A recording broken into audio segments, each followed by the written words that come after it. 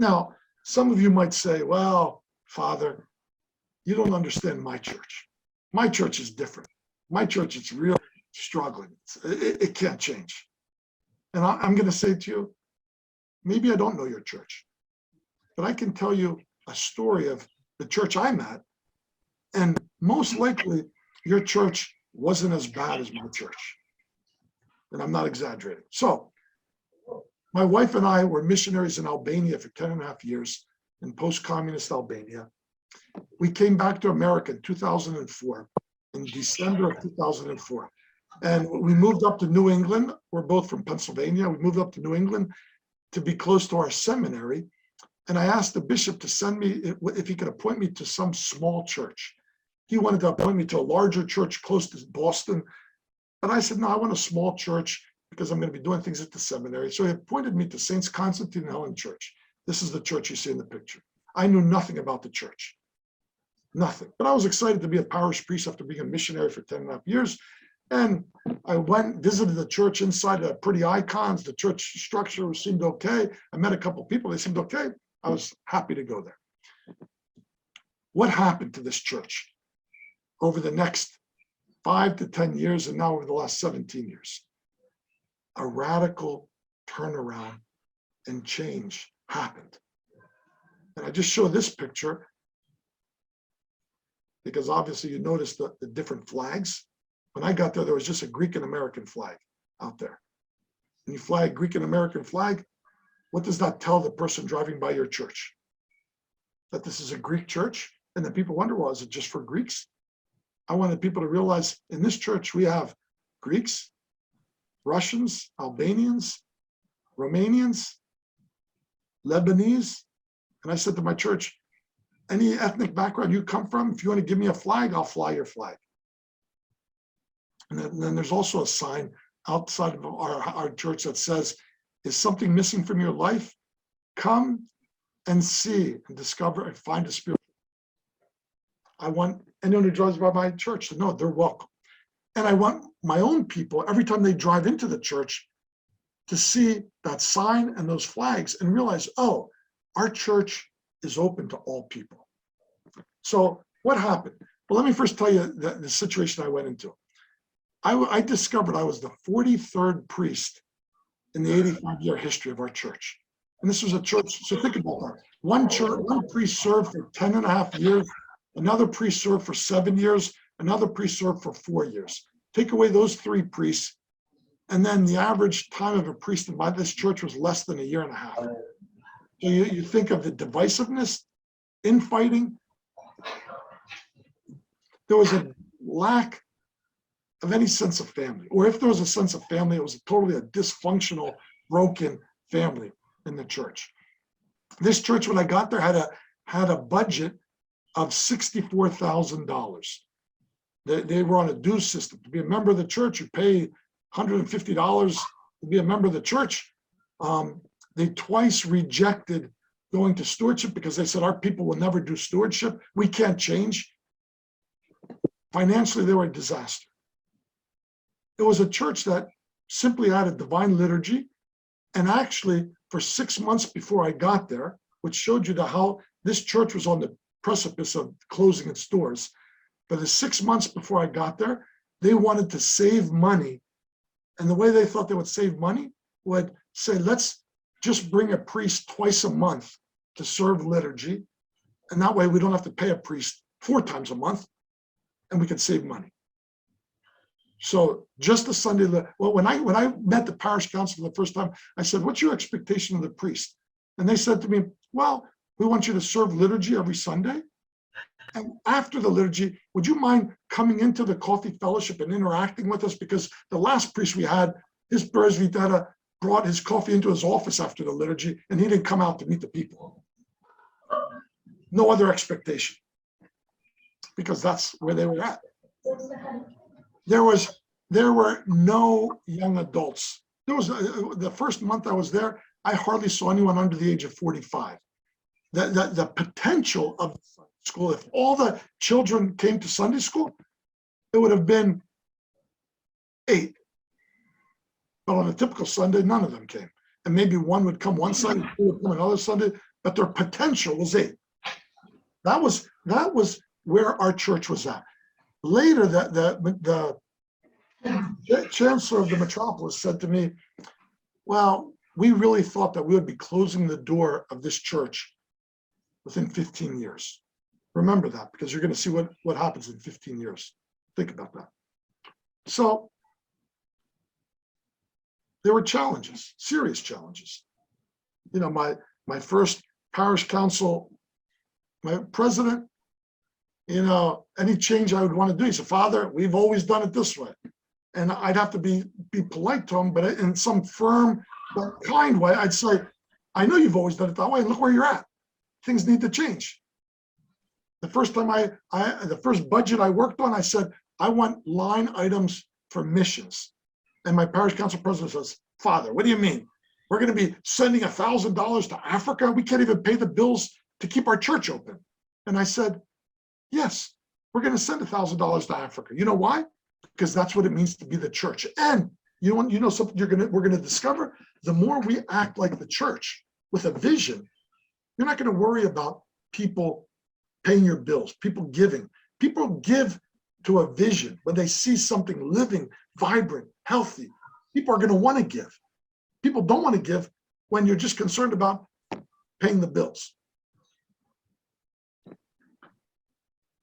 As people saw change and a vibrancy, they became more open to change and the new reality. So within several years, we went from a church that the first month, 40 people all over the age of 45 years old were coming to.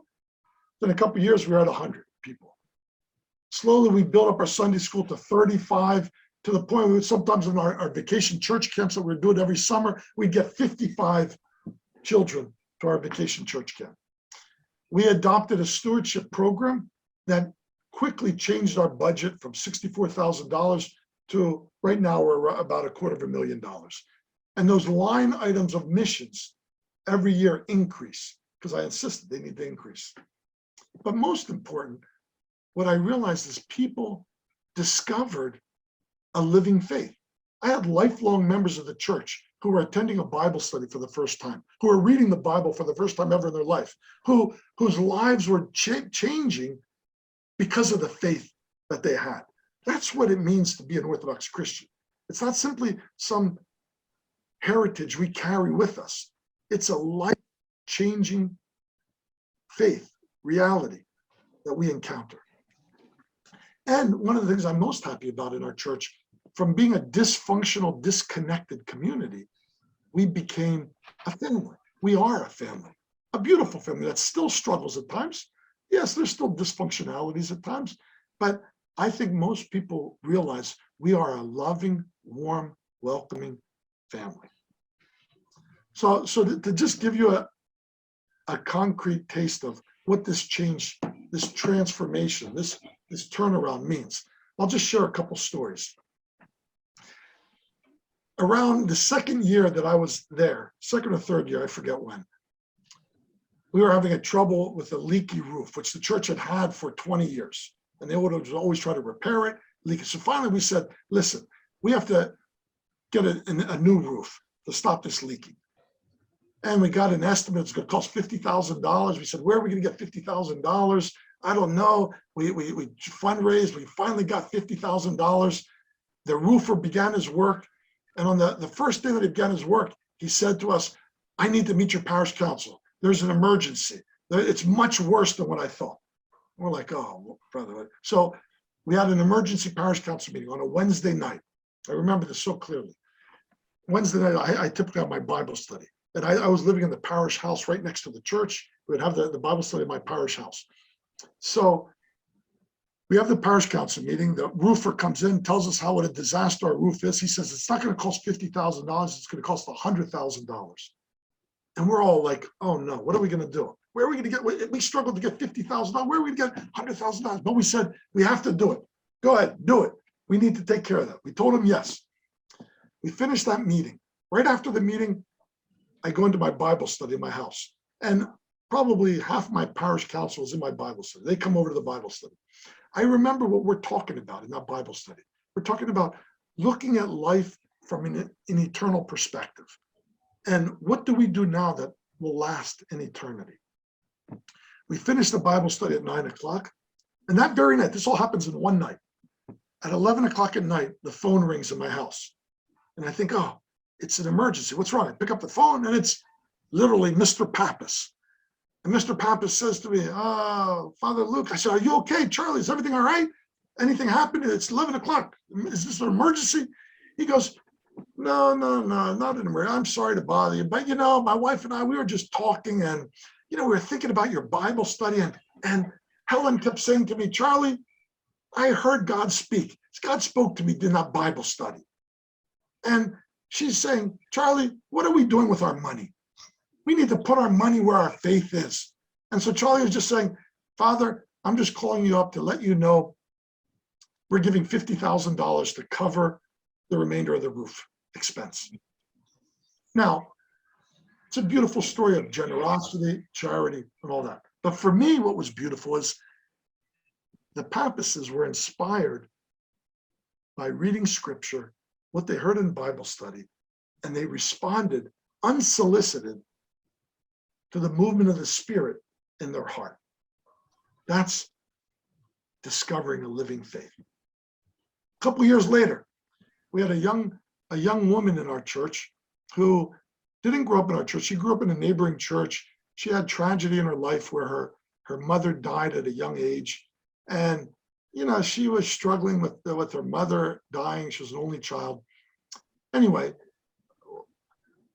when she became around 17, 18 years old, she started coming to our church and became a very, very much a part of our church. We welcomed her, loved her. She was in college. So one day, I forget if it was in the first or second year of college, she's in church, she sings in our choir, and she comes to talk to me after church. And she says to me, Father, I'm pregnant.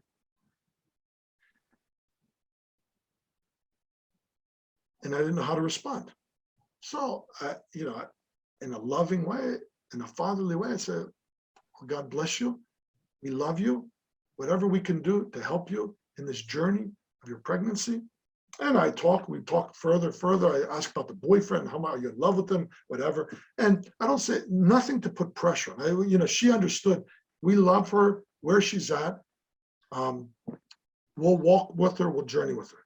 But I just say to her, do you and your boyfriend, are you guys in love? Do you want to get married? Is that in the plans? And she's like, yeah, we want to get married, but we don't have the money. We can't get married. We don't have any future, whatever. And I just say to her, thinking to myself, listen, whatever we can do, this is your family, the church. Whatever we can do, we're there for you. If you want us to put on a wedding for you, if that's what you want, and no pressure, but if you want that, just know we are here to do that. When I said that, her eyes lit up.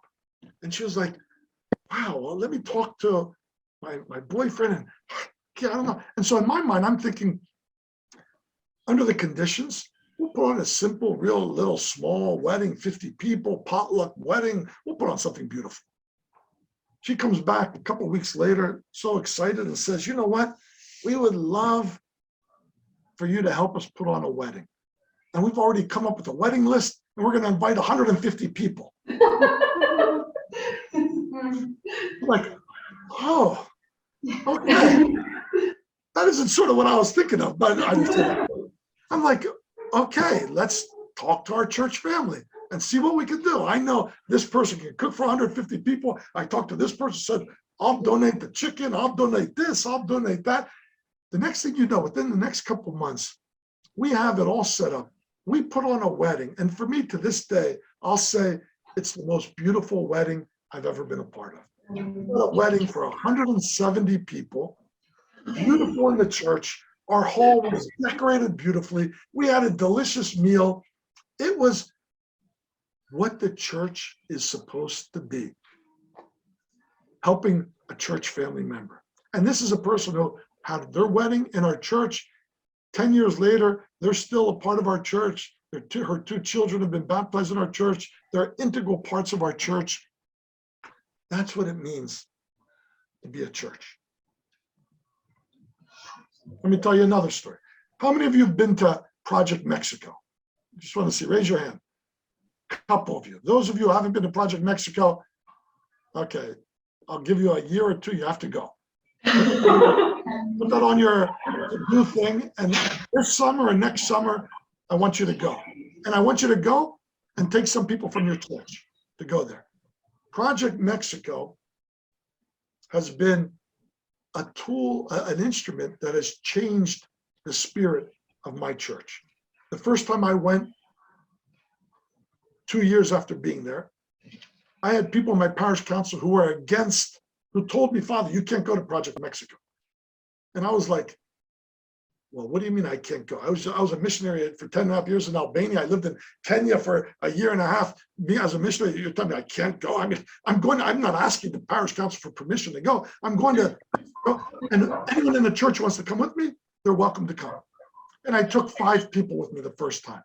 We've been to Project Mexico 9 times. I've taken 110 or 15 different people to Project Mexico. Many of them have gone 2, 3, 4 times.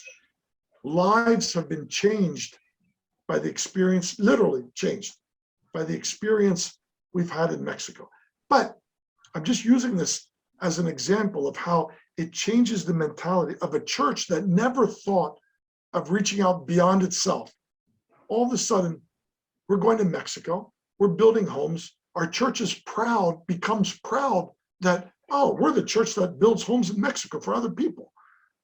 People go and come back excited. They come back and say, okay, we did that in Mexico. What are we doing locally? Where are we helping out at the local soup kitchen, the local homeless shelter? What are we doing as a church?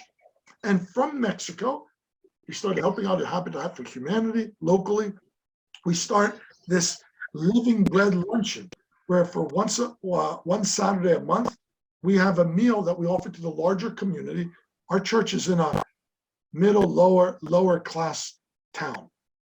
Lots of 3 other churches in our town have meals twice a month. So we said, let's join those churches and offer a meal. Our meal, we have this Living Bread Lunch that we've been doing for the last 5 years. And it's such a beautiful event. It's not simply a soup kitchen. We have a meal, a delicious meal that we serve the first Saturday of every month at 12:30. But we have people coming to our church at 10 o'clock or 10:30, 2 hours before our meal's served, simply because they love the atmosphere, they love the welcome. They just, many of them are elderly people who maybe have nothing to do. They spend 3 hours in our church simply because they love the fellowship. They've become a part of our family. A beautiful type of outreach and ministry. Remember, this is from a church that never would have done this type of outreach and ministry before.